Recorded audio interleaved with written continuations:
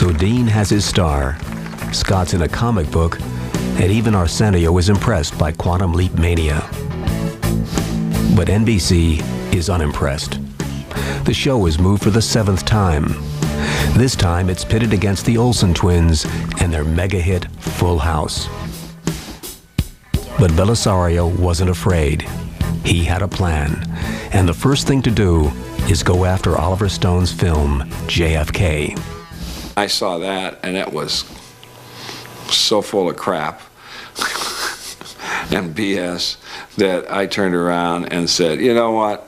I knew Lee Harvey Oswald. I'm gonna do something to show, what really happened.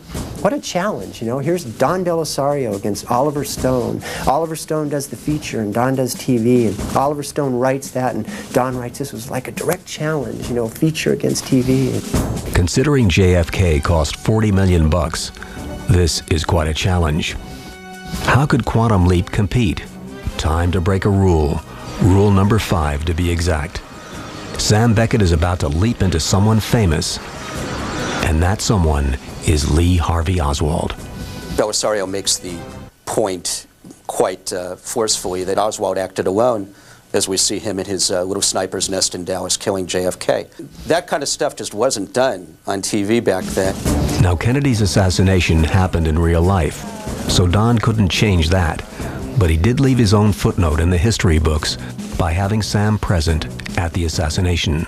Just as he was about to fire the gun, he leaped into the Secret Service agent who saved Jackie Kennedy. And we then found out that what had happened in history originally was that Jackie Kennedy was also killed at that assassination. See, that's how you can change history, and no one can argue with you about it. Next, since Sam Beckett never had a nemesis, Belisario decided to introduce the evil leaper. If Sam was the yin, she was the yang. Her job was to put wrong what went right. It was good versus evil. So Sam's leapt into Lee Harvey Oswald and was chased by the evil leaper. What else did Don have in mind? How about more famous people? First, Dr. Ruth, then Elvis, and why not hang out with Marilyn Monroe for an episode? The fans love Belisario's new additions, but Quantum Leap's ratings are mediocre at best. Full House continues to dominate Tuesday nights, and everyone goes into the final episode of the season not knowing if it would be the last.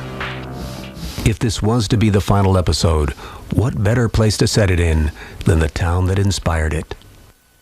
I recreated as perfectly as possible the bar that my dad owned in a coal mining town called Cookburg, Pennsylvania in 1953, where I was a young man. It had this very strange, surreal quality. Down to the pig's knuckles on the counter in a jar. He even had family pictures on the wall, just like they were back then. The actor that I picked to play my dad looks like my dad, looks so much like my dad that we could put a photograph next to him and have him refer to the photograph, and when we showed the photograph and saw him, it looked like the same man. I remember sitting in that bar when everyone had left, turning the lights on, and looking around and kind of trying to leap myself back into the past, which was a terrific time for me. Not being able, not just to leap, but not being able to feel within myself some real sense of the nostalgia for that place and that moment.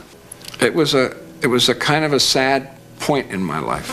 To make a bad time even worse, Don's marriage with Deborah Pratt came to an end.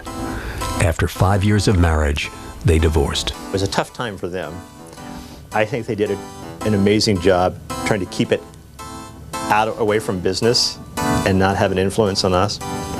And oftentimes, you would never suspect that anything like that was going on.